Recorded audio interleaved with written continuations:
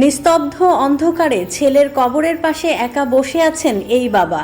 রাত গভীর হলেই মুন্সিগঞ্জের টঙ্গীবাড়ি উপজেলার কামারখাড়া সামাজিক কবরস্থানে ছুটে আসেন জসিম খান। সন্তানের মরদেহ চুরির আশঙ্কায় প্রতি রাতেই তিনি কবর পাহারা দিচ্ছেন। বজ্রপাতে নিহত ছেলে আরাফাত খানের দাফনের পর থেকেই পরিবারের মধ্যে ভর করে এই শঙ্কা। শোক সামলানোর আগেই নতুন করে ভয় পেয়ে বসেছে তাদের, কেউ যেন কবর থেকে মরদেহ তুলে না নেয়। আরাফাত দর্জির কাজ করে সংসারে সহায়তা করতেন। গত বৃহস্পতিবার গরুর জন্য ঘাস আনতে গিয়ে বজ্রপাতে তার মৃত্যু হয়।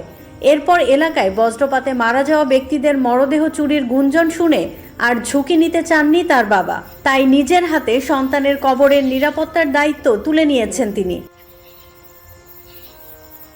স্থানীয়রা বলছেন, ঘটনাটি যেমন হৃদয় বিদারক, তেমনি কবরস্থানের নিরাপত্তা নিয়েও উদ্বেগ বাড়িয়েছে।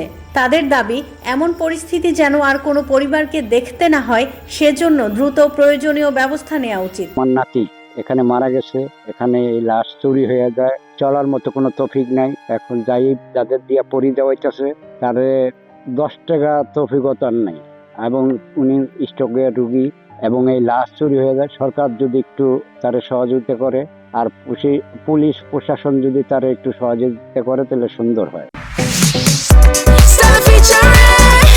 Next level, well done, side by side, fridge.